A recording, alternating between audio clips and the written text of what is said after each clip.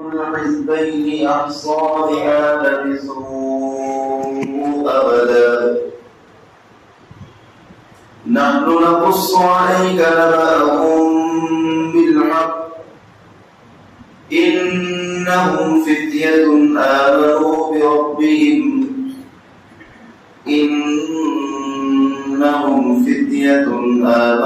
بربهم وزدناهم هدى صدق الله مولانا العظيم وصدق رسوله النبي الكريم رب العالمين ইসমাইল মেহরবানি মহান আল্লাহ পাক আমাদেরকে পবিত্র কুরআনুল কারীমের অত্যন্ত গুরুত্বপূর্ণ সূরাতুল কাহফের তাফসীরে বসার সুযোগ দিয়েছেন। আমরা সকলেই হৃদয়ের গভীর থেকে আল্লাহ রাব্বুল আলামিনের শানে কালিমাতুশ শুকর আদায় করি আলহামদুলিল্লাহ। দ্বীন মজলিসে বসতে পারা, কোরআনের মজলিসে বসতে পারা, এটা আল্লাহ পাকের পক্ষ থেকে বড় নিয়ামত। কারণ আমরা দেখি যখন কেউ কিছু দিতে চায় তখন মানুষ কাউকে ডাকে, বড় বড় মানুষ কাউকে ডাক দিয়ে এরপরে দিবে না, বঞ্চিত করে, এমন না হয়। যদি দেওয়ার ইচ্ছা না থাকে ডাকেই না, আর যদি ডাকে তাহলে কিছু না কিছু দেয়। আল্লাহ রাব্বুল আলামিন কাউকে আল্লাহ পাকের ঘরে আসার সুযোগ দিয়েছেন, মানে আল্লাহ ডেকেছেন, অর্থ হলো আল্লাহ তাকে হিদায়াত দিতে চান। এজন্য দ্বীন মজলিসে বসতে পারা এটাই স্বতন্ত্র একটা আল্লাহ পাকের বড় নিয়ামত। এজন্য আমরা চেষ্টা করবো যে কথাগুলো বলা হয় বিশেষ করে বড় হিদায়াতপূর্ণ কথা। আল্লাহ রাব্বুল আলামিন আল্লাহ পাকের কিছু বান্দাদের উপরে হিদায়াতের তার উন্মোচন করেছিলেন, উত্তর তাদের হিদায়াত বৃদ্ধি করেছিলেন। এই ঘটনা আমরাও আল্লাহ রাব্বুল আলামিনের কাছে হিদায়াত চাই।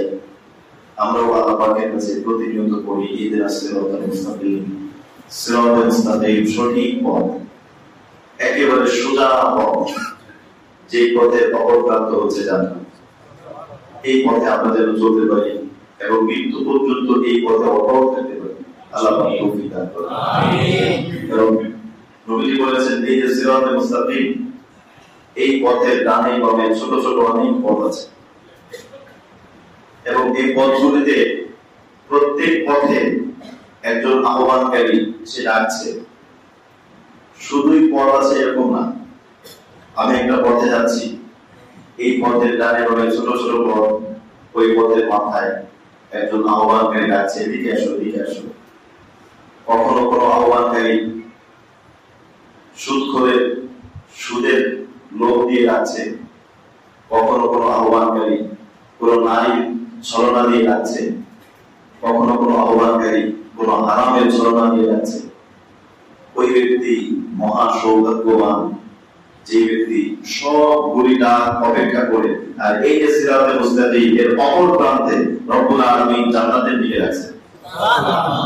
সৌভাগ্যবান ওই ব্যক্তি যে নাকি ডানে বামে না থাকে, সুদা চলে যায়। যদি সুদা চলে যেতে পারে এই কয়েক বছর, জানা নাই এই বছরটাই পার হবে কিনা, যে কেউ বলতে পারবে। এখন এই যে গত কয়েক দিনের ভিতরে কয়েকটা যুবক মানুষের মৃত্যুর খবর শুনলাম এই নিউজে, একেবারে টকবকে যুবক। গত পরশুদিন একটা খবর শুনলাম, সে একেবারে সুস্থ, হঠাৎ করে খারাপ হয়েছে, ডাক্তার কাছে নিয়েছে, ডাক্তার বলছে অবস্থা খারাপ, হাসপাতালে নাও। হাসপাতালে নিয়েছে, জরুরি ভিত্তিতে আইসিইউতে ভর্তি করছে, পরের দিন সকালবেলা ইন্তেকাল হয়েছে। জীবনটা খুবই সংক্ষিপ্ত। এই জন্য এই সংক্ষিপ্ত জীবনটা যদি শুধু আল্লাহ রাব্বুল আলামিনের ডাকে আমরা যদি সাড়া দিয়ে চলতে পারি, তাহলে অনন্তকালের শান্তির সুখ এবং আল্লাহ রাব্বুল আলামিনের মেহমানদের জান্নাত চির সফলতা আমাদের নসিব করে। আল্লাহ পাক আমাদের সকলকে তৌফিক দান করুন, আমিন। সূরা কাহফের 9 নম্বর আয়াত থেকে 13 নম্বর আয়াত পর্যন্ত তেলাওয়াত করা হলো। তেলাওয়াতের দু আয়াতে মহান আল্লাহ রাব্বুল আলামিন বলেন, হে রাসূল সাল্লাল্লাহু আলাইহি ওয়াসাল্লাম, আপনি কি মনে করেছেন আসহাবে কাহফ গর্তের অধিবাসীরা এবং তাদের এই ঘটনা, এটাকে কি বিস্ময়কর কোন ঘটনা আপনি মনে করেন? বস্তুত ঘটনা এমন ছিল, যখন কিছু যুবক গুহার ভিতরে আশ্রয় গ্রহণ করে তারা বলেছিল, হে আমাদের প্রতিপালক, আমরা তোমার কাছে তোমার করুণা, তোমার অনুগ্রহ ভিক্ষা চাই এবং আমরা কামনা করি তুমি আমাদেরকে সহজ এবং সরল পথে পরিচালনা করবে। আল্লাহ রাব্বুল আলামিন বলেন, আমি যুবকদের এই দোয়াকে কবুল করেছি এবং তাদের কানে এবং চোখে আমি ঘুমের পর্দা দিয়ে দিয়েছি। ফলে গুহার ভিতরে তারা বেশ কয়েক বছর অতিবাহিত করেছে। আল্লাহ রাব্বুল আলামিন বলেন, এরপর আমি যখন তাদেরকে জাগ্রত করলাম, এটা দেখার জন্য দুই দলের মধ্য থেকে কোন দল তাদের সঠিক সময় নির্ণয় করতে সক্ষম হয়। আমি আপনার কাছে ঘটনা বর্ণনা করছি সত্যভাবে, যুবকদের সঠিক এবং সত্য ঘটনা আপনার কাছে পরিপূর্ণভাবে ব্যক্ত করছি, বর্ণনা করছি। নিশ্চয়ই তারা ছিল এমন কতিপয় যুবক যারা তাদের রবের উপরে পরিপূর্ণ ঈমান এনেছিল এবং গোটা পৃথিবীর চ্যালেঞ্জের মুখোমুখি দাঁড়িয়ে তারা ঘোষণা করেছিল, আমরা শুধু আমাদের রব এবং উপাস্য রূপে আল্লাহকেই গ্রহণ করব, আমরা অন্য কোন শরীক স্থাপন করব না। আল্লাহ রাব্বুল আলামিন বলেন, তাদের এই দৃঢ় প্রত্যয় এবং মনোবলের কারণে আমি উত্তরোত্তর তাদের জন্য হিদায়াতকে বৃদ্ধি করে দিয়েছি। এটা ছিল আজকের তেলাওয়াতের আয়াতের সাগরের অনুবাদ। আল্লাহ রাব্বুল আলামিন যদি তৌফিক দান করেন, এই আয়াতের উপরই সংক্ষিপ্ত সময় কিছু আলোচনার চেষ্টা করবো ইনশাআল্লাহ। আল্লাহ রাব্বুল আলামিন আজকে আসহাবে কাহফের মূল ঘটনা আজকে শুরু। কুরআনুল কারীমের বর্ণনা শৈলী এতটা চমৎকার এবং এতটা হৃদয়গ্রামী। আল্লাহ রাব্বুল আলামিন ঘটনা বর্ণনা শুরু করেছেন একটা প্রশ্ন দিয়ে। ঘটনাটা বর্ণনা একটা প্রশ্ন দিয়ে, যে আপনি কি মনে করেন গুহার অধিবাসীদের ঘটনা এটা বিস্ময়কর করেছিল, আশ্চর্যজনক ছিল বলে আপনি মনে করেন? আল্লাহ পাক এই প্রশ্ন ছুড়ে দিয়ে কি বলতে চান? এটা তো আসলে বিস্ময়কর একটা ঘটনা। আল্লাহ রাব্বুল আলামিন বলেন, আপনি কি এটাকে বিস্ময়কর মনে করেন? মানে কি এটা কি বিস্ময়কর না? মানে কি বোঝাতে চান? কথা বোঝা যাচ্ছে না? আল্লাহ শুরু করলেন, আপনি কি এটাকে বিস্ময়কর মনে করেন? আসহাবুল কাহফি ওয়াল রকিম, রকিমের অধিবাসীরা, কাহফের অধিবাসীরা, কাহু মিন আয়াতিনা আলাওয়া, আমার বিস্ময়কর কোন নিদর্শন, আপনি কি এটা মনে করছেন? তাহলে আল্লাহ রাব্বুল আলামিন বস্তুত এই শব্দ দিয়ে নবীজিকে মেসেজ দিলেন যে কাফেরদেরকে বলে দেন, তাদের কাছে আসহাবে কাহফ গুহার মধ্যে যারা ঘুমিয়ে আছে, 309 বছর যারা ঘুমিয়েছিল, এই যে ঘুমিয়ে থাকাটা, এরপরে জীবিত করাটা, ঘুম থেকে উঠলো স্বাভাবিক অবস্থায়, মৃত্যু তো না, ঘুম, এই ঘুম থেকে জীবিত হওয়াটা তাদের কাছে কি এতটাই বিস্ময়কর, তাদের কাছে কি এতটাই আশ্চর্যজনক যে তারা আপনাকে চ্যালেঞ্জ করার জন্য এই বিস্ময়কর ঘটনাটা জানতে চেয়েছে? প্রশ্নটা তো করেছে ইহুদিরা, এই প্রশ্ন তো ইহুদিরা করেছে। কেন ইহুদিদের জীবনে কি আর বিস্ময়কর ঘটনা নাই? ইহুদিদের জীবনে কি আর কোনো বিস্ময়কর ঘটনা নাই? ঘটনাকে শুধু একটা। আল্লাহ রাব্বুল আলামিন বলেছেন 309 বছর ঘুমিয়ে রাখা, এটাও আমার নিদর্শন, এবং স্বাভাবিক যে ঘুম, এটা কি আমার নিদর্শন না? আল্লাহ রাব্বুল আলামিন বলেছেন, উযাইর আলাইহিস সালাম উনি যখন যাচ্ছিলেন, হঠাৎ করে উনি বলছিলেন, এ রব, এ আমার রব, আপনি কি আসলেই মৃত্যুর পরে যে জীবিত করবেন, এই দৃশ্যটা কেমন হবে? সবাই মৃত্যুবরণ করেছে, এরপর আবার জীবিত হবে, এই দৃশ্যটা কেমন? আল্লাহ রাব্বুল আলামিন বলেছেন, তুমি দেখতে চাও? হযরত উযাইর একটা গাধার উপর চড়ে যাচ্ছিলেন। আল্লাহ রাব্বুল আলামিন বলেছেন, ফাআমাতাল্লাহু মিয়াতা আম, আল্লাহ রাব্বুল আলামিন কথা বলার সাথে একদম 100 বছর, ওই মুহূর্তে আল্লাহ তাকে মৃত্যু দিয়ে 100 বছর রেখে দিলেন। শুধু বলছেন, আপনি জীবিত করবেন, তোমাকে দেখতে চাই। আল্লাহ রাব্বুল আলামিন বলেছেন, তোমাকে দেখায়, ফাআমাতাল্লাহু মিয়াতা আম সুম্মা বা'সা, 100 বছর তাকে মৃত্যু দিয়ে রাখলেন। সুম্মা বা'সা, এরপর আল্লাহ রাব্বুল আলামিন আবার তাকে জীবিত করলেন। আল্লাহ রাব্বুল আলামিন বলেন, বলো তো কতদিন ছিল? হযরত উযাইর পুরো তো পরে করছে সালাম লাবিস্তু ইয়াওমান আও বা'দা ইয়াওম, এটা দিনের এক অংশ অথবা অর্ধেক দিন, এরকম কিছু। আল্লাহ রাব্বুল আলামিন বলেন বান্দা ইসলামিয়াতা আম, তুমি তো 100 বছর মৃত্যু ছিল। ফানজুর ইলা তাআমিকা ওয়া শারাবিকা লাম ইয়াতাসান্না, আল্লাহ রাব্বুল আলামিন বলেন যে তুমি আমার কুদরত দেখতে চাও, আমি দেখাই দেব। ফানজুর ইলা তাআমিকা ওয়া শারাবিকা লাম ইয়াতাসান্না। হযরত উযাইর যে গাধার উপর চড়ে যাচ্ছিলেন, ওই গাধার ভিতরে কিছু খাবার ছিল। আল্লাহ পাক বলেন খাবারের দিকে লক্ষ্য করো, এই খাবারের মধ্যে কোনো পরিবর্তন হয় না, কোনো পরিবর্তন হয় না, 100 বছর যেমন তেমন। অনজুর ইলা হিমারিকা ওয়া লিনাজআলাকা আয়াতান লিন-নাস, হযরত উযাইরকে বলেন ঘোড়ার দিকে তাকায়, গাধার দিকে তাকায় দেখো, গাধা একদম মাটির সাথে মিশে গেছে। মনজুর ইলা ইযামি কাইফা নুনশিদুহা সুম্মা নাকসুহা লাহমা, গাধাটা একদম মাটির সাথে 100 বছর পর মিশে গেছে, কিন্তু খাবারের কিছু হয়নি। আল্লাহ রাব্বুল আলামিন দেখলেন হযরত উযাইর তাকায় গেছেন গাধার দিকে, একদম মাটির সাথে মিশা।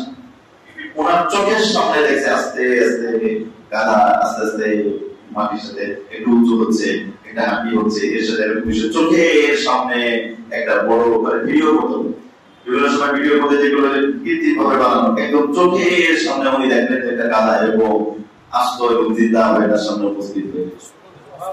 ফালাম্মা তাবাyyana লাহু ক্বালা আ'লাম আন্না আল্লাহা আ'লা কুল্লি শাইইন কাদির, যখন এই বিষয়টা তার কাছে স্পষ্ট হলো, তিনি যখন নিজ চোখে দেখলেন, তখন তিনি বললেন আল্লাহ আমি জানি, আমার অবশ্যই জানি, এবং এখন আরো বেশি হৃদয়ের ভিতরে আরো সংকল্প এবং আরো প্রত্যয়, আন্না আল্লাহা আ'লা কুল্লি শাইইন কাদির, নিশ্চয়ই আপনি সর্ব বিষয়ে শক্তিমান। তো এই যে একটা ঘটনা আল্লাহ রাব্বুল আলামিন বলছেন যে এটা কি এত বড় কিছু হয়ে গেল, এই কথা বুঝতেছেন না? মানে উত্তরটা কেমন? একজন প্রশ্ন করছে যে আমি তোমাকে এমন একটা প্রশ্ন করব, মানে যেটা আমার জীবনের সবচেয়ে কঠিন প্রশ্ন। এটা শোনার সাথে সাথে বলছে যে এটা কোনো প্রশ্ন হইল, আমি এর থেকে আরো কঠিন প্রশ্ন করে সে থেকে তো অনেক কিছু করেছে। এরকম আল্লাহ রাব্বুল আলামিন ওরা যে বেশি বিস্ময় প্রকাশ করেছে, এটাকে আল্লাহ রাব্বুল আলামিন রদ করে বলে এত বিস্ময়ের কিছু না, এর থেকে আরো বিস্ময়ের ঘটনা আমি ঘটিয়েছি। ওয়া ক্বালা ইব্রাহিম বিআরিনি কাইফা তুহয়িল মাউতা, আল্লাহ রাব্বুল আলামিন বলেন ইব্রাহিমের সাথে আমি এমন ঘটিয়েছি। ইব্রাহিম আলাইহিস সালাম তার রবকে বলেন আল্লাহ আপনি মৃত্যুকে কিভাবে জীবিত করেন? আল্লাহ রাব্বুল আলামিন বলেন ক্বালা তুমিন ক্বালা না তুমিন, তুমি কি বিশ্বাস করো না? উনি বলেন আল্লাহ আমাকে নিয়ত হয় না করবে, আল্লাহ বিশ্বাস তো করি, কিন্তু নিজ চোখে যদি দেখতাম হৃদয়ের মধ্যে আরো বিশ্বাসটা আরো মজবুত হয়ে যেত।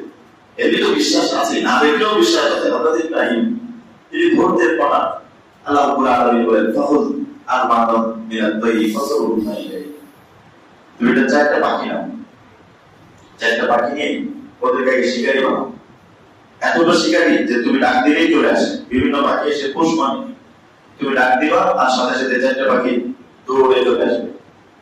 হযরত ইব্রাহিম আলাইহিস সালাম চারটা পাখি নিলেন, ওদেরকে পোষ মানালেন, শিকারি বানালেন, চারটা পাখি চারটা পাহাড়ের উপর উনি ডাক দেন, চারটা পাখি এসে ওনার হাতে বসে পড়ে।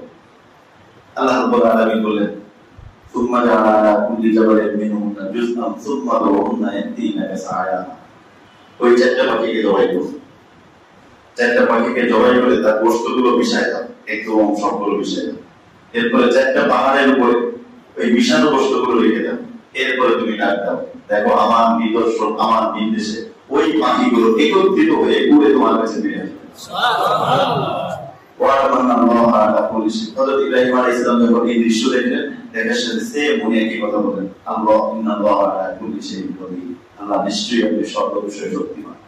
তাহলে আল্লাহ রাব্বুল আলামিন ঘটনা বর্ণনা শুরু করলেন কেমন যেন একটা সহজ বিষয় দিয়ে, যে আসহাবে কাহফ এবং আসহাবে রাকিম, এটা তো এত বেশি বিস্ময়কর বস্তু না।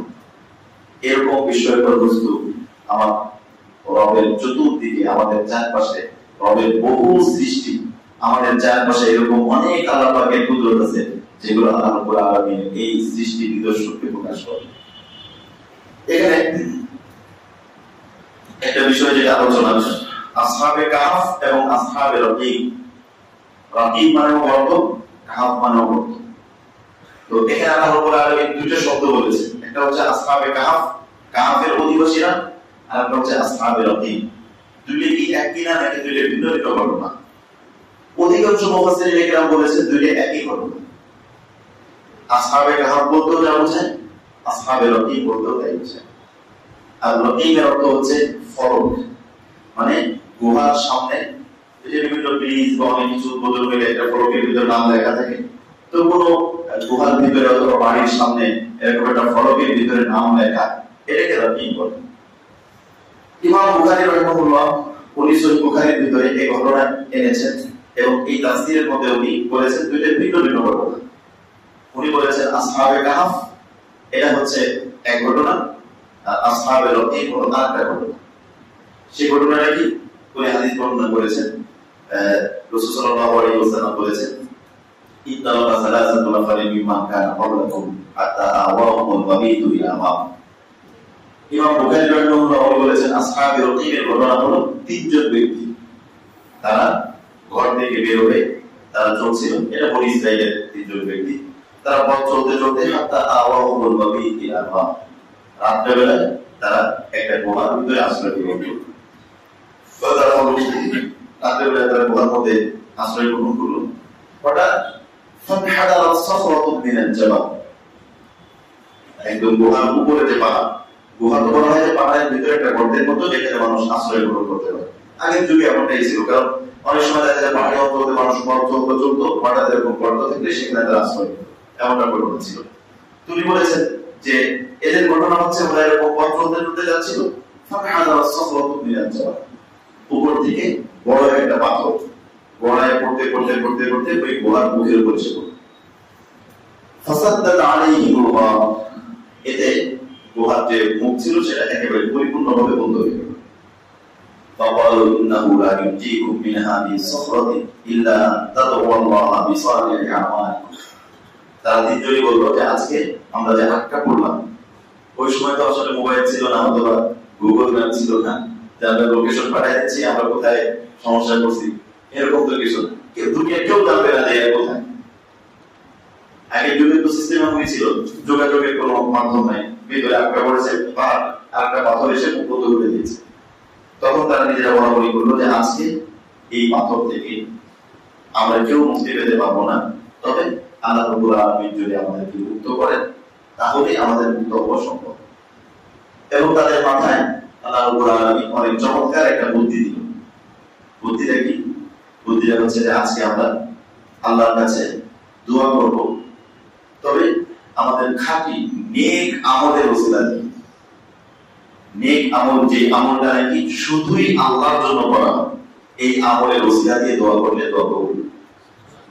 এটা এই হাদিস দ্বারা বুঝে আসে যে তারা চিন্তা করলো যে একেবারে খাঁটি আল্লাহর জন্য যে আমলটা করেছি, এরকম আমল দিয়ে আজকে আমরা দোয়া করব।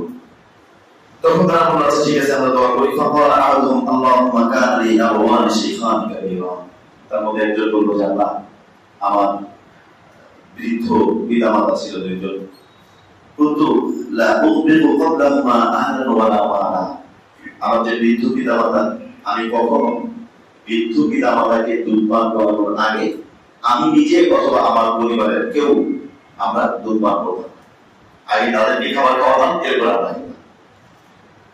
তো এভাবে চললো। হঠাৎ করে কি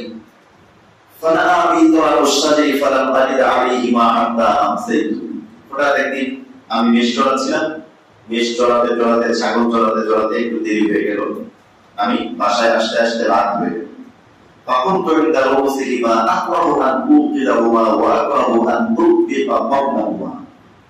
আমি তখন পাত্র নিয়ে আসলাম, আসার পরে দেখি যে পিতা মাতা ঘুমিয়ে পড়েছে। এটা আমার কাছে বড় খারাপ লাগলো যে পিতা মাতাকে ঘুম থেকে জাগায়, এটা আমার কাছে খুব খারাপ লাগছিল যে তাদেরকে ঘুম থেকে জাগাবো, আবার তাদের পান করার পূর্বে আমরা পান করবো, এটাও মন চাচ্ছিল না। আমার ছোট ছোট বাচ্চা ছিল,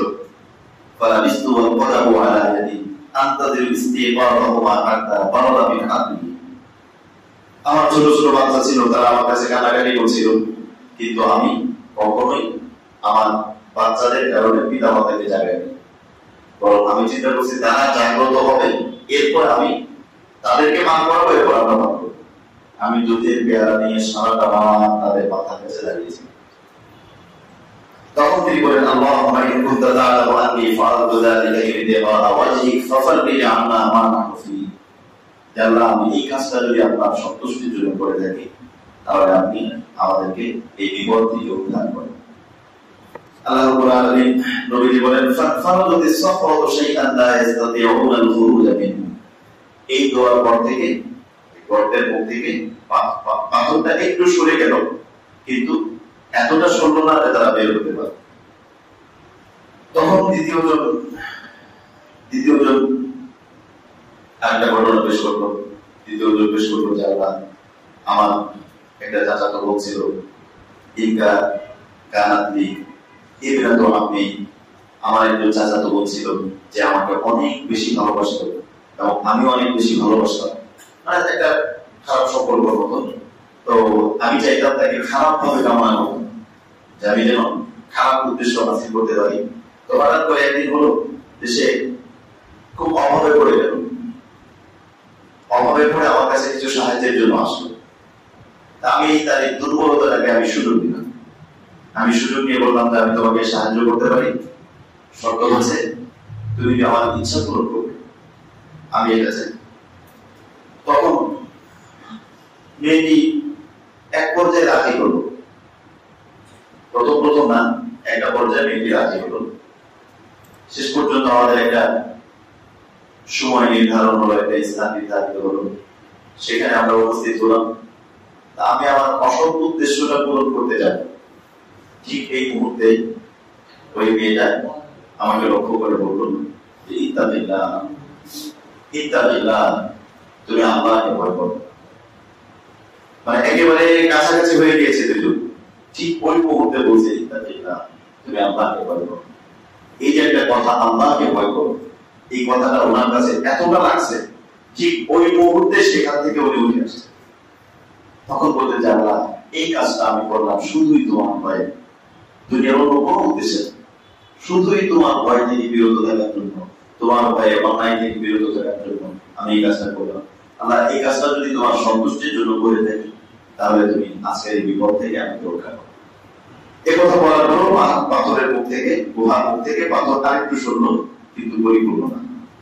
3 নম্বর জন তারা আরেকটা ঘটনা পেশ করলো। তারা বললো, 3 নম্বর জন বললো, যারা আমার একটা শ্রমিক, তাকে আমি নিয়েছিলাম, সে কাজ করতো। তো কাজ করতে করতে করতে করতে কাজ করেছে, হঠাৎ একদিন তার কিছু পাওনা রেখে সে চলে গিয়েছে, পাওনাটা দেওয়া হয়। আমি চিন্তা করলাম, তার যেহেতু পাওনাটা আমার কাছে আছে, এটা দিয়ে কি করা যায়। আমার এই পাওনা যে টাকাটা ছিল, ওইটা দিয়ে একটা ছাগল কিনলাম। চিন্তা করলাম যে টাকাটা আমি কাজে লাগাই। আমি ছাগল কিনেছি। ওই ছাগল থেকে আরো ছাগল এরকম করতে করতে অনেক বড় একটা পাল হয়ে গিয়েছে। ছাগল অনেক বড় হয়ে গেছে। হঠাৎ ওই লোকটা, ওই শ্রমিক একদিন আসছে আমার কাছে। আসার পর বলছে যে, তুমি আমার পাওনা পরিশোধ করো। তখন আমি বললাম, হ্যাঁ, তোমার পাওনা বইতে দেখো, ছাগলের একটা বিশাল পাল দেখা যায়, এগুলো নিয়ে যাও। সে মনে করছে মানে মশকারা করতেছে, টিটকারি করতেছে, উপহাস করছে। সে বলছে, তুমি আমার সাথে উপহাস করো? বলে না, উপহাস না, কারণ সে পাবে 200 কি 300 টাকা। যদি বলে যে ছাগলের বিশাল একটা পাল নিয়ে যাও, তাহলে তার কাছে টাকা হবে না। তো উনি বলছে যে উপহাস না, আমি তোমার টাকাটাকে কাজে লাগিয়েছি, এমনটা করছি। ওই ব্যক্তি এই উত্তর শোনার পরে সবগুলি ছাগল নিয়ে চলে গেল। একটু শান্ত না যে তুমি এত কষ্ট করে কাজ করছো, ঠিক আছে, তুমি 2 টাকা কমা দিতে রাখো। সে একদম সোজা বলার সাথে সবগুলো নিয়ে চলে গেল। আর আমিও তো তাই করছি, আমার নিজের এরকম কোনো লোভ ছিল না।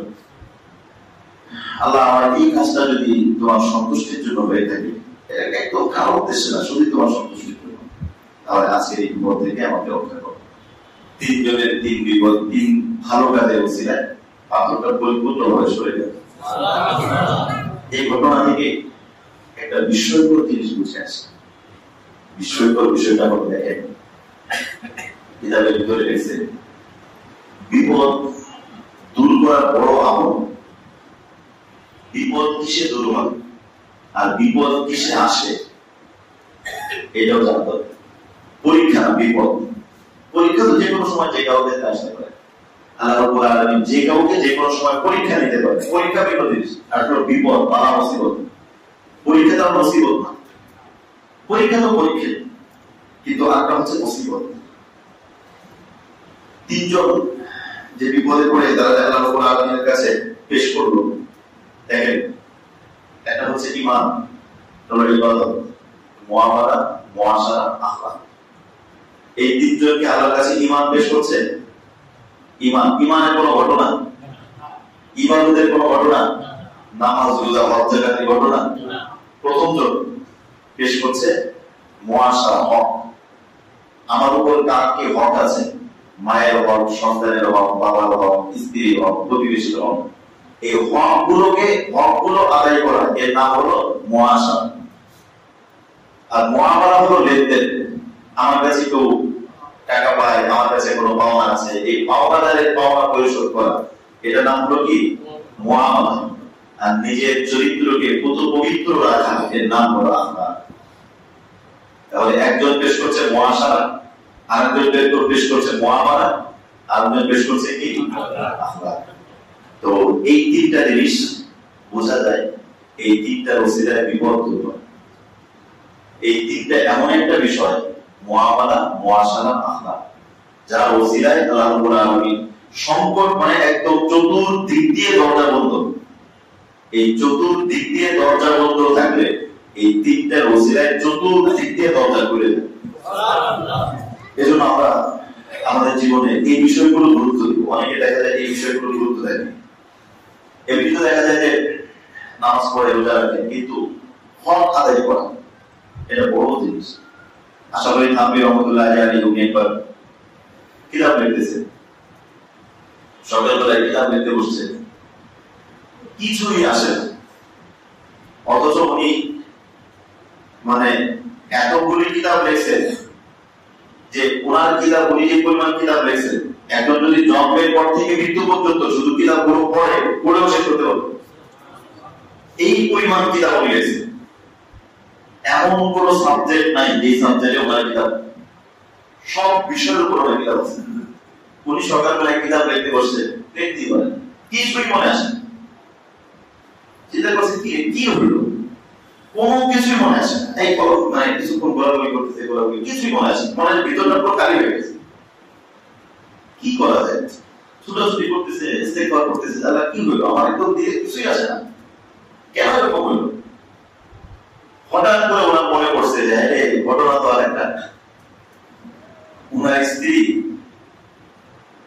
একটু ছোট জায়গায় বেড়াতে গেছে, আর ওনাকে বলে গেছে যে আমি একটু গেলাম, তুমি সকালবেলায় ওই যে হাঁস মুরগি এরকম গবাদি পশু আছে না, পশু যে বিভিন্ন মুরগি পালে, অনেকে হাঁস পালে, এরকম ঘর থেকে না ওদের, এই কথা বুঝে না?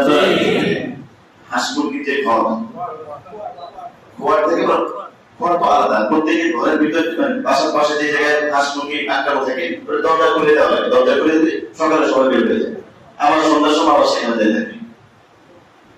এই মুরগির ঘর, এই মুরগির ঘরের দরজা বন্ধ ছিল। ওনাকে বলে গেছে যে তুমি সকালবেলা এটা খুলে দিও, ওনার মনে নেই, ওনার এটা মনে নাই। এরপর ওনার যখন মনে পড়ছে যে হ্যাঁ তোমার দরজাটা খুলে, তখন ওনার দিলের ভিতরে এই কথাটা আসছে যে আমি আল্লাহর মাখলুকদেরকে কষ্ট দিতেছি, আর আল্লাহ আমি যেই শরীর দিয়ে বা আমি ব্যক্তি আল্লাহর যে মাখলুককে কষ্ট দেব, ওই ব্যক্তির সিনার মধ্যে আল্লাহর পক্ষ থেকে এটা কিভাবে আসতে পারে? মারাত্মক বিষয় যে এটা পশু প্রাণী, তার ঘর বন্ধ, ওনার দিয়ে কোনো লেখা গেছে। পরে উনি তাড়াতাড়ি দরজা করে দিয়েছে, এরপরে উনি নামাজ পড়ছে, ইস্তেগফার করছে, আবার লেখা শুনছে। এজন্য এটা বড় বিষয়। আমরা যেটাকে গুরুত্ব কম দেই, আমার নামাজ রোজা হজ যাকাতের সাথে সাথে আমার আখলাকটা যেন ভালো হয়, চরিত্রটা যেন ভালো হয়। অনেকে আছে এমনি ভালো, ব্যবহার ভালো, কারোর সাথে কথা বললেই কথা বললি মানে ঝগড়া স্বাভাবিক কথা না, চতুর্দিকে মানুষ তার উপর অসন্তুষ্ট। হাদিসের মধ্যে স্পষ্ট আসছে, সহিহ বুখারীর হাদিস, নবীজি বলেছেন দুইজন ব্যক্তি, একজন ব্যক্তি যে একজন মহিলা নামাজ রোজার দিক দিয়ে ইবাদতের দিক দিয়ে প্রসিদ্ধ, কিন্তু ওনার উপর খুশি কেউ নয়, সবটা বিবাদে অতিষ্ঠ, মানে প্রতিবেশী অসন্তুষ্ট, সন্তান সব অসন্তুষ্ট। আরেকজন মোটামুটি ফরজ ওয়াজে মোটামুটি ইবাদত করে, কিন্তু তার ব্যবহার আখলাক। নবীজি বললেন যার ইবাদত বেশি, নবীজি বললেন তোমরা তো তার ইবাদত দেখো আর আমি তো দেখি সেটা আমি। আর যে ফরজ ওয়াজে আদায় করে, জরুরি দিন আদায় করে, কিন্তু মানুষের সাথে ব্যবহার আখলাক ভালো, তার ব্যাপারে নবীজি বললেন ওই ব্যক্তি জানে। এবং হাদিসের মধ্যে আসছে কিয়ামতের দিন আমলনামা সবচেয়ে ভারী হবে যে জিনিসটা, সেটা হলো উত্তম চরিত্র। উত্তম চরিত্র এই জন্য নবীজি বলেছেন কারোর সাথে দেখা হইলে হাসি মুখে সাক্ষাৎ করা এটাও ইবাদত। এই হিসেবে আমরা চাইব আমাদের ব্যবহারটা যেন ভালো। অনেকে দেখা যায় ব্যবহার ভালো না, ব্যবহারে তার মানে প্রতিবেশীরা অতিষ্ঠ, কেউ কেউ আছে তার সন্তানরা অতিষ্ঠ, আত্মীয় স্বজন অতিষ্ঠ, সবাই অতিষ্ঠ। এরকম জীবন সুন্দর না, জীবনটা হওয়া উচিত ব্যবহারটা সুন্দর। নবীজি যখন ওহী নিয়ে যখন আসলেন, হযরত খাদিজাতুল কুবরা রাদিয়াল্লাহু তাআলা আনহার কাছে আসলেন, নবীজি এসে কি বললেন যে আমি তো শেষ হয়ে যাব, আমি তো নিজের উপর লাকাদ খাশিতু আলা নাফসি ইয়া খাদিজা, খাদিজা আমি তো আশঙ্কা করছি, আমি নিজের উপরে আশঙ্কা করছি, আমি তো মনে হয় শেষ হয়ে যাব। তখন হযরত খাদিজাতুল কুবরা রাদিয়াল্লাহু তাআলা আনহা কি উত্তর দিলেন? হযরত খাদিজাতুল কুবরা রাদিয়াল্লাহু তাআলা আনহা বলেন ওয়াল্লাহি লা ইউযিকা আল্লাহু আবাদা, আল্লাহর কসম আল্লাহ রাব্বুল আলামিন আপনাকে শেষ করবেন না, ধ্বংস করবেন না, আল্লাহ আপনার কোনো ক্ষতি করবেন না, আপনার কোনো ক্ষতি হতে পারে না। কেন? আপনি অনেক নামাজ পড়েন, আপনি অনেক রোজা রাখেন, আপনি আল্লাহ বিল্লাহ করেন, এগুলো না। ইন্নাকা তাতাসিরুর রাহিম, আপনি আত্মীয়তার সম্পর্ক জোড়ায় রাখেন। ওয়াতাহবিরুল কাল, অভাবী দুস্থ তাদের সহযোগিতা করেন। ওয়াতাসিরুল মাদুম, এবং যারা নাকি ইনকাম কোনো সোর্স নাই, এমন মানুষ যার কোনো ইনকাম সোর্স নাই, এটা যে কেউ হতে পারে। বৃদ্ধ মানুষ, তার কোনো ইনকাম সোর্স নাই, উপার্জন করতে পারে না, অথবা শিশু যে নাকি উপার্জন করতে পারে না, তাদের জন্য আপনি উপার্জন করেন, মানে তাদের দায়িত্ব আপনি গ্রহণ করেন। এবং আপনি মাজলুমের পাশে দাঁড়ান, অধিকার বঞ্চিত ব্যক্তি যে অধিকার পায় না, আপনি তার অধিকার দেওয়ার জন্য আপনি চেষ্টা করেন। এই পাঁচটা বৈশিষ্ট্যের আমাকে বুঝে আসে, এই বৈশিষ্ট্য যদি কারোর ভিতরে থাকে তাহলে ওই ব্যক্তি ধ্বংস হইতে পারে না, ওই ব্যক্তির কোনো ক্ষতি হইতে পারে না। আল্লাহ রাব্বুল আলামিন কুদরতিভাবে ওই ব্যক্তিকে ইবাদত করে। তাহলে এজন্য কিতাবের ভিতরে লেখছে যে ইসলামের ভিত্তি হচ্ছে পাঁচটা। ইসলামের ভিত্তি মোট কয়টা? পাঁচটা। হাদিসের মধ্যে আছে বুনিয়াল ইসলাম আলা খামস, ইসলামের ভিত্তি পাঁচটা। এক নম্বর কি? শাহাদাতু আল্লা ইলাহা ইল্লাল্লাহ, এই সাক্ষ্য দেওয়া আল্লাহ ছাড়া কোনো মাবুদ নাই, রাসূল সাল্লাল্লাহু আলাইহি ওয়াসাল্লাম আল্লাহ পাকের বান্দা। দুই নম্বর ওয়া ইকামুস সালাত, নামাজ আদায় করা। তিন নম্বর ওয়া ইতাউয যাকাত, যাকাত আদায় করা। চার নম্বর ওয়া সাওম রমাদান, রমাদানের রোজা রাখা। পাঁচ নম্বর ওয়া তাহুজ্জুল বাইত মান ইসতাতা ইলাইহি সাবিলা, সমর্থবান লোকদের জন্য হজ করা। এই পাঁচটা হচ্ছে ইসলামের ভিত্তি। আচ্ছা বলেন তো, ভিত্তিটাকে দেখা যায়? বিল্ডিং এর ভিত্তি কি দেখা যায়? না। তো পাঁচটা তো ইসলামের ভিত্তি, তো ইসলামটা কোথায়? যেটা দেখা যায় সেটা কথা বুঝে আসছে না? ভিত্তিটা যেটা, ভিত্তি তো এই মসজিদের ভিত্তি তো কেউ দেখে না। যেমন দেখেন পাঁচটা, এই পাঁচটাই কিন্তু দেখা যায়। যেটা দেখা যায়, যেটা দেখে অমুসলিম আকৃষ্ট হবে ইসলামের প্রতি, সেটা ব্যক্তিগত শাহাদাত, ঈমান ব্যক্তিগত বিষয় দেখা যায়। আমি ঈমান ওয়ালা ঈমান ছাড়া, এটা তো আমার একদম পার্সোনাল বিষয় দেখা যায়। আমি নামাজ পড়ি, মুসলমান নামাজ পড়ে মসজিদে, সেটা তো অমুসলিম থাকে। এবং মুসলমান রোজা রাখে, শুধু রোজা করে একান্ত একদম আল্লাহ পাকের জন্য, সেটা তো অমুসলিম থাকে। যাকাত তো মুসলিমকে দেওয়া যায় না। হজ বাইতুল্লাহ শরীফ করে, বাইতুল্লাহ শরীফের একদম সীমানার ভিতরে মুশরিক ঢোকা দিছে, সেটাও তো মুসলমান একদম। তো ওই জিনিস কোনটা যেটা দেখে অমুসলিম ইসলামের প্রতি আকৃষ্ট হবে, সেটার নাম হলো আখলাক। এটার নামে হলো আখলাক। অমুসলিম ইসলামের প্রতি আকৃষ্ট হওয়ার মূল মানদণ্ড হলো আখলাক। হিন্দুস্তানের ঘটনা, ইংরেজদের আমলে বাস্তব সত্য ঘটনা। একটা মসজিদের ঠিক সাথে বিছানো একটা মন্দির, মাঝখানে সাথে বিছানো বলতে একটা মসজিদ, মাঝখানে একটু জায়গা, পাশে একটা মন্দির। এখন এটা কার? মসজিদওয়ালা মসজিদের মন্দিরওয়ালা মন্দিরে, মাঝখানের জায়গাটা কাদের?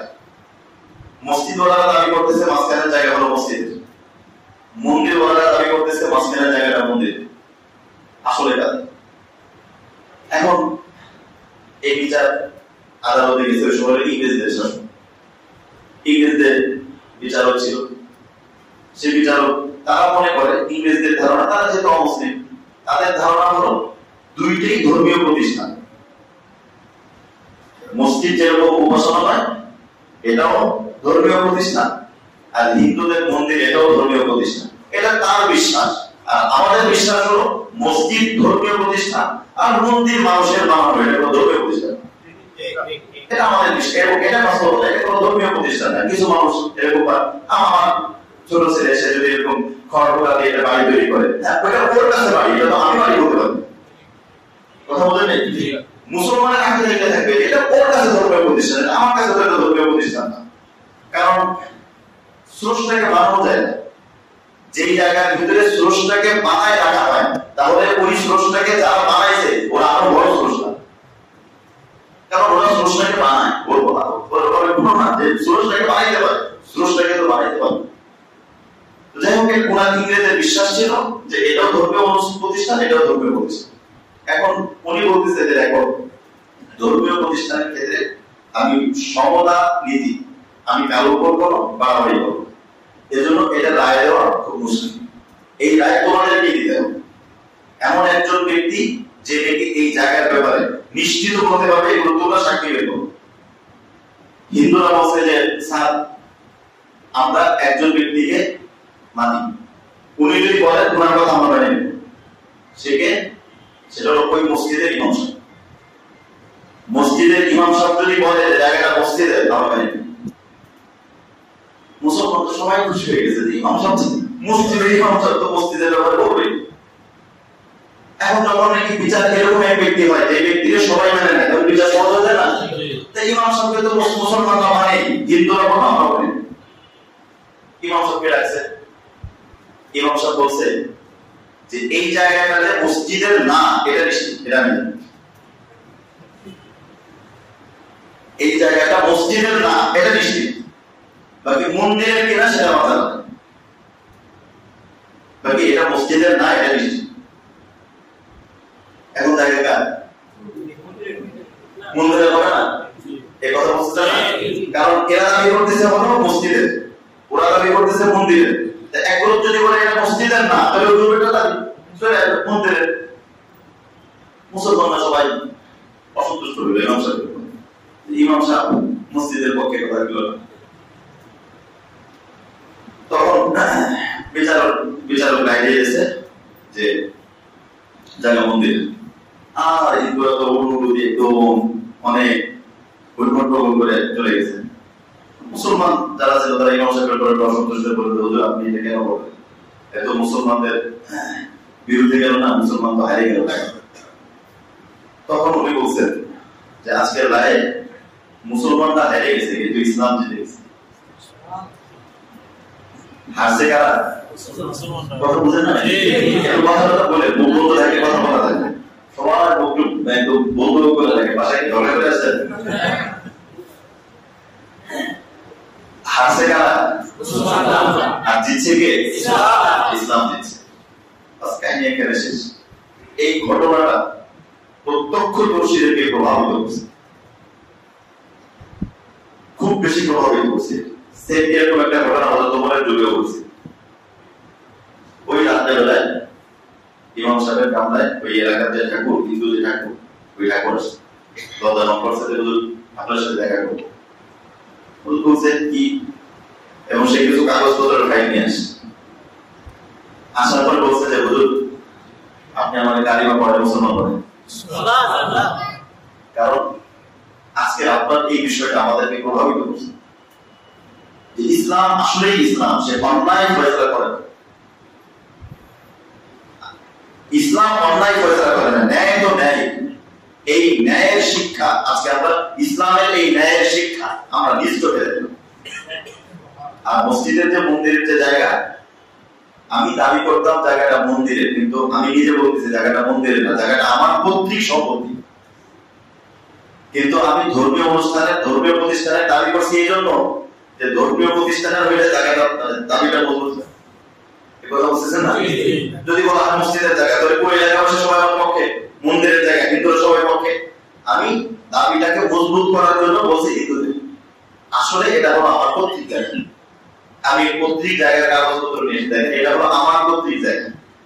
ইমাম সাহেবের তো কথা বলতে যেহেতু আমার পৈতৃক জায়গা, এই জায়গাটা আমি মসজিদে দাবি করি। জায়গাও পাইল, জায়গার মালিকও পাইল। তো এই অমুসলিম ইসলামের প্রতি আকৃষ্ট হবে কি দেখে? এজন্য ঈমানওয়ালাদের জীবনে এই বিষয়গুলো অত্যন্ত জরুরি। ঈমানওয়ালার ঈমান ঠিক থাকবে এবং সাথে ইবাদত ঠিক থাকবে, সাথে মুআমালা, মুআশারা, আখলাক এটা ঠিক থাকবে। আমার উপর যেন আমার প্রতিবেশী খুশি থাকে, আমার সন্তান যেন খুশি থাকে, আমার আত্মীয় স্বজন যেন খুশি থাকে, তাদের ন্যায্য অধিকার যেন আমি দিতে পারি। আল্লাহ রাসূল সাল্লাল্লাহু আলাইহি ওয়াসাল্লাম আমাদেরকে এমন আখলাক শিখিয়েছেন, এজন্য আমি প্রত্যেকের পায়ে হাত রেখে বলি, অল্প হলে নবীর সিরাত পড়বে, নবীজির সিরাত, নবীজির জীবনী একটু পড়বে। নবীজির জীবনী, নবীজির জীবনী পড়লে জায়গায় যাবে নবীজির আখলাক কেমন। কি রে বাবা, তুমি একবার বসে যাবে, এখানে বসো, কারণ কি বসলে পারবে না, টেকে উঠে। নবীজির আখলাক, নবীজির চরিত্র এত উন্নত মানের চরিত্র ছিল। সাহাবী বর্ণনা করতেছে যে নবীজি মনে হয় আমাকেই সবচেয়ে বেশি ভালোবাসে, ওনার একটা ধারণা আমাকে সবচেয়ে বেশি ভালোবাসে। প্রত্যেক সাহাবী এটাই মনে করতেন যে আমাকেই নবীজি সবচেয়ে বেশি ভালোবাসে। এটা নবীজির অন্যতম একটা মর্যাদা ছিল, অন্যতম মর্যাদা। সবাই ছোট থেকে ছোট উনিও মনে করতেন যে আমারই মনে হয় নবীজি সবচেয়ে ভালোবাসে। সবার সাথে নবীজির উন্নত আখলাক, উন্নত চরিত্র, এটা নবীজির নবুয়তের অন্যতম বহিঃপ্রকাশ। আমরা চেষ্টা করবো যে আমাদের আখলাকটা যেন সুন্দর হয়। আল্লাহ রাব্বুল আলামিন আমাদের সকলের আখলাককে সুন্দর করে দেন। আমরা আসহাবে কাহফের ঘটনা বলছিলাম, তখন ইমাম বুখারী রাহমাতুল্লাহি আলাইহি উনি বললেন যে আসহাবে কাহফের ঘটনা আলাদা আর আসহাবে রকিবের ঘটনা আলাদা। আসহাবে রকিবের ঘটনা হচ্ছে তিনজন ব্যক্তির ঘটনা যারা পাহাড়ের গুহার মধ্যে আটকা পড়েছিল, আর আসহাবে কাহফের ঘটনা হচ্ছে আলাদা ঘটনা। আসহাবে কাহফের ঘটনাটা কি? আল্লাহ রাব্বুল আলামিন শুরু করছেন, ইন আওয়াল ফিতিয়াতু ইলাল কাহফ, যখন কতিপয় যুবক এই গুহার মধ্যে আশ্রয় গ্রহণ করেছে। আশ্রয় গ্রহণ করে তখন তারা আল্লাহর কাছে কি বলল? রব্বানা আতিনা মিন লাদুনকা রাহমা, আল্লাহ আমরা আপনার কাছে রহমত চাইতেছি, ওয়া হাইয়্যি লানা মিন আমরিনা রাশাদা, এবং আমাদের বিষয়টাকে আপনি সহজ করে দেন। ঘটনাটা কি? মূল ঘটনা হচ্ছে এই জায়গাটা কেউ কেউ বলেছেন এই জায়গাটা হচ্ছে স্পেনের গ্রানাডা শহরের খুশা নামক একটা অঞ্চল। ওই অঞ্চলে সেম এই ধরনের কিছু নিদর্শন পাওয়া গিয়েছে। স্পেনের দেশ হচ্ছে স্পেন, আর শহর হচ্ছে কি গ্রানাডা, এবং ওই জায়গাটার নাম হলো খুশা। এই জায়গার ভিতরে কেউ কেউ এই আসহাবে কাহফের যে ঘটনা, মানে যে নিদর্শন, এগুলো কিছুটা পেয়েছে। এজন্য কেউ কেউ বলেন ঘটনাটা ঘটেছে স্পেনে, আর কেউ কেউ বলেছেন যে না, এই মূল ঘটনাটা ঘটেছে হলো রোমে ঘটেছে, এবং পাহাড় যে পাহাড়ের মধ্যে ঘটেছে ওই পাহাড়ের নাম হলো তারতুস। রোমের তারতুস হচ্ছে শহরের নাম, রোমের তারতুস নামক শহর, এবং পাহাড়ের নাম হলো পাঞ্জালুস। তাহলে আমরা একটু খেয়াল করি এই ঘটনাটা কোন জায়গায় ঘটেছে? হয় স্পেনে অথবা কোথায়? রোমে। স্পেনে যদি হয় তাহলে স্পেনে হচ্ছে গ্রানাডা শহর, আর রোমে যদি হয় তাহলে রোমের ভিতরে শহরের নাম কি? তারতুস। তারতুস শহর, আর পাহাড়ের নাম হলো পাঞ্জালুস। যাই হোক, দুই অঞ্চলের যে কোনো এক অঞ্চল। এই তবে অধিকাংশ মুফাসসির বলেছেন ঘটনাটা ঘটেছে রোমে। এই রোমের ব্যাপারে অধিকাংশ মুফাসসিররা বলেছেন ঘটনাটা ঘটেছে যে বাদশাহ আমলে। ওই বাদশার নাম হচ্ছে প্রসিদ্ধ বাদশাহ, ইতিহাসের অত্যন্ত কুখ্যাত এবং জালেম বাদশাহ, তার নাম হলো দাকিউনুস। দাকিউনুসের আমলে সে খুব মূর্তি পূজারী ছিল, এবং মূর্তি পূজারী সাধারণ মূর্তি পূজারী, মানে মূর্তি পূজারীর ক্ষেত্রে সে খুব কঠোর এবং অবিচল, এবং এই মূর্তি পূজার ক্ষেত্রে তার এখানে কোনো মানে জিরো টলারেন্স, মানে কোনো ছাড় নাই। মূর্তি পূজা করতে পারে, পূজার ব্যাপারে খুব কঠোর অভিযোগ। এই দাকিউনুসের আমলে এই ঘটনাটা ঘটেছে।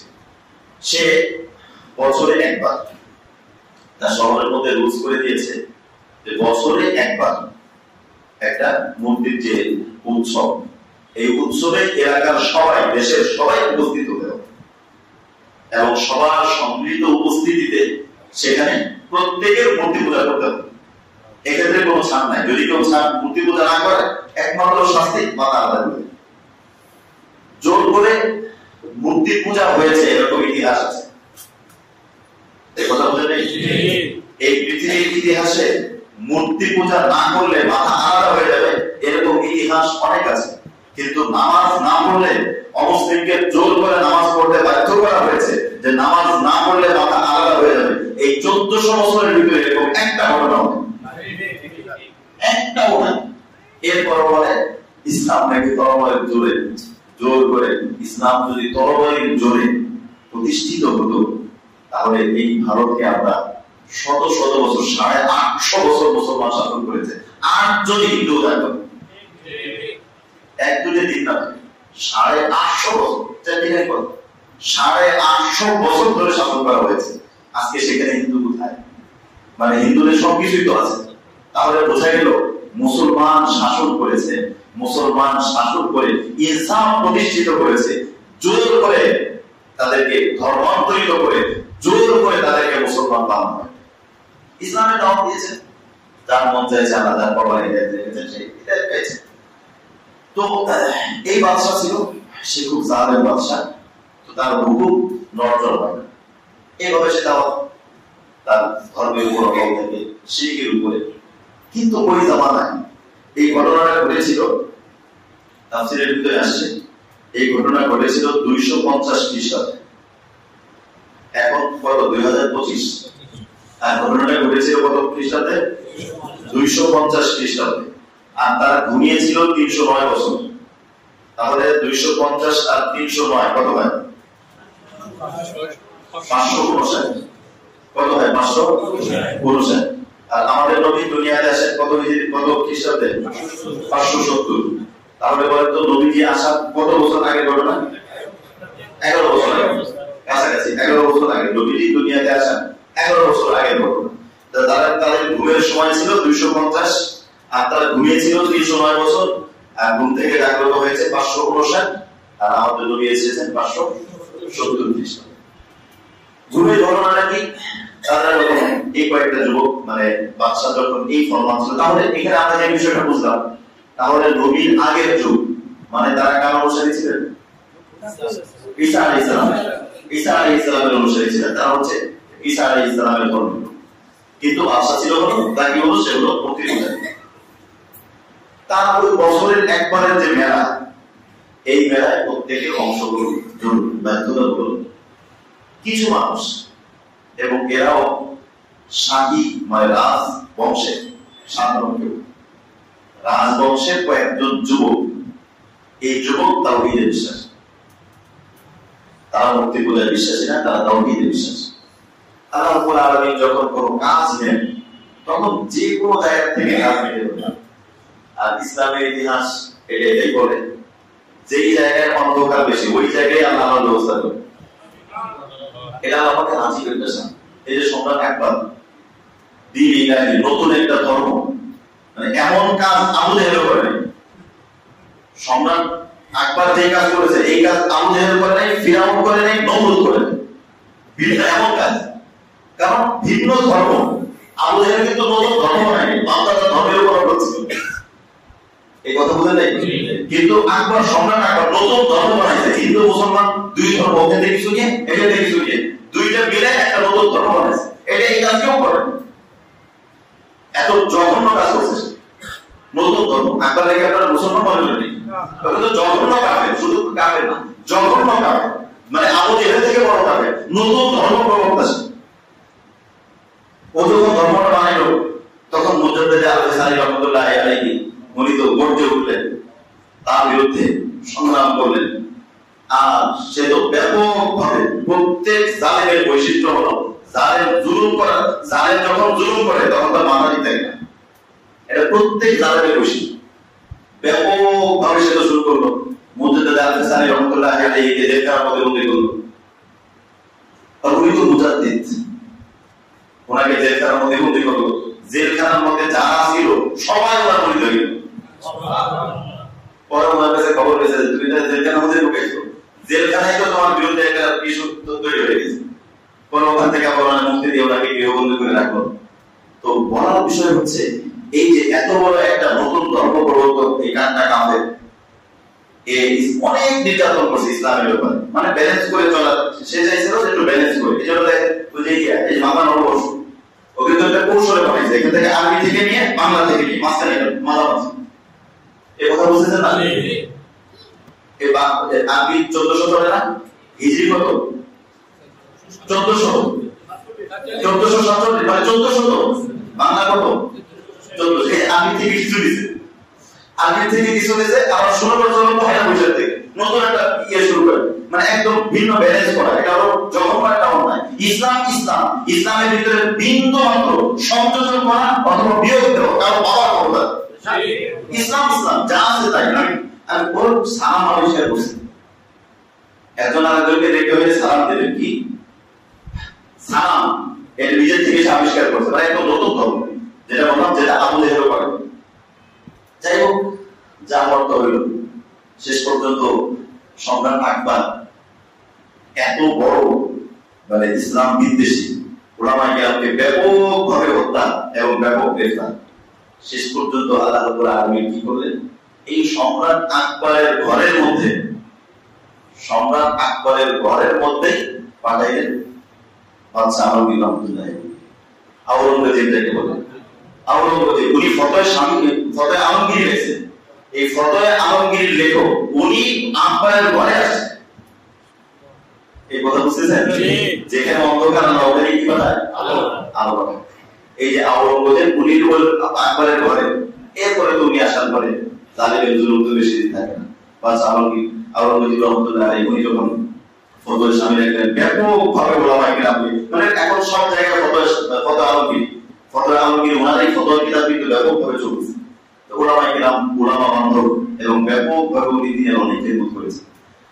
অনুরূপভাবে ওই যে সম্রাট যে নাকি মুশরিক ছিল, ওই সম্রাটের বংশে কিছু লোক আল্লাহ রাব্বুল আলামিন তাদেরকে ঈমান দান করেন, কিন্তু ঈমান প্রকাশ করার ক্ষমতা কারো নাই। সবাই প্রকাশ করলে শেষ।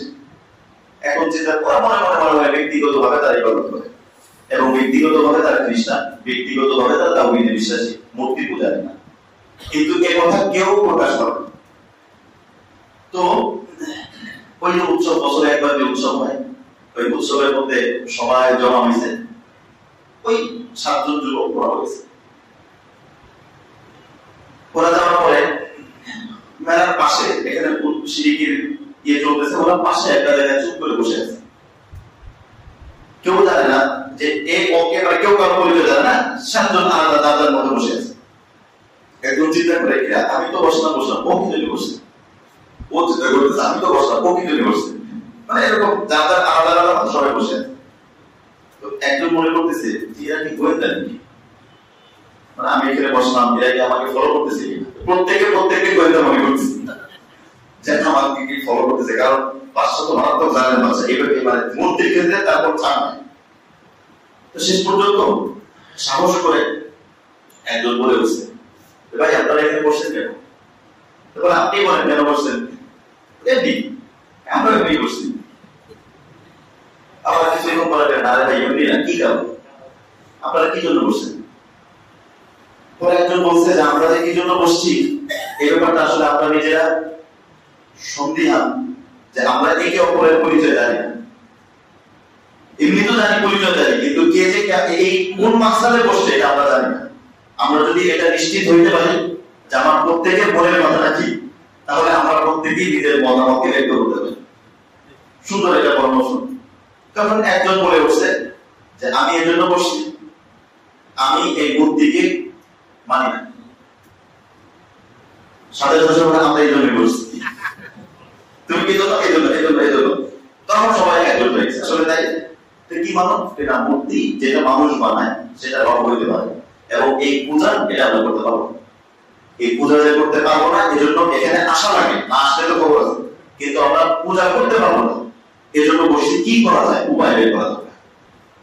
তো যখন এই 7 জন লোক, এদের প্রকৃত সংখ্যাটা কোরআনে আল্লাহ নিজেই বলে দিবেন। এজন্য এই 7 জন যখন এরা একত্রিত হয়েছে, তখন এদের ভিতরে একটা আলাদা শক্তি তৈরি হয়েছে। যুবক ইসলামের ইতিহাসে রাসূল সাল্লাল্লাহু আলাইহি ওয়াসাল্লামের দাওয়াত প্রথম ভাগে কবুল করেছে সব যুবক, এবং যে কয়েকজন নবীর চূড়ান্ত দুশমন ছিল সবগুলোই বৃদ্ধ, সবগুলো বয়স। কারণ একটা বয়স চলে যাওয়ার পরে মানুষের মানে বুঝটা পাল্টানো অনেক কঠিন হয়ে যায়, অনেক কঠিন হয়ে যায়। এজন্য কোন সমাজকে পরিবর্তন এটা যুবকদের দিয়েই সম্ভব। রাসূল সাল্লাল্লাহু আলাইহি ওয়াসাল্লাম যুবকদেরকে ইসলামের প্রতি উদ্বুদ্ধ করেছেন। এরপরে তারা যখন একত্রিত হলো, একত্রিত হওয়ার পর তারা চিন্তা করছে যে আমরা কি করব। এক, কি করব। 2 নম্বর, আমাদের আত্মরক্ষার পদ্ধতি কি হবে। আর 3 নম্বর, আমাদের ব্যাপারে যদি সরকারের কাছে খবর যায় তাহলে আমরা সরকারের সাথে কি করব, কিভাবে আমাদের কর্ম পদ্ধতি নিয়ে আমাদের আলোচনা করা হচ্ছে।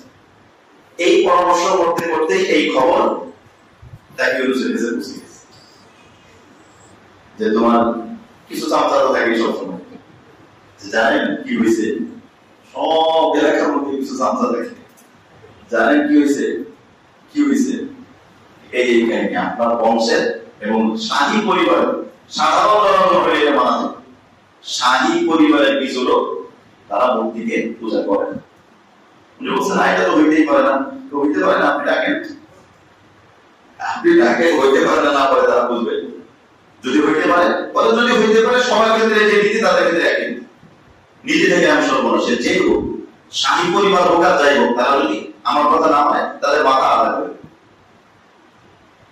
এরপরে উনি তাদেরকে ডাকবেন, আল্লাহ রাব্বুল আলামিন তাদের ঈমানকে মজবুত করে দেবেন, আল্লাহ রাব্বুল আলামিন তাদের হৃদয়কে ঈমান দ্বারা ভরপুর করবেন, তারা অপর অবিচলতার সাথে বাদশার মোকাবেলা করবেন।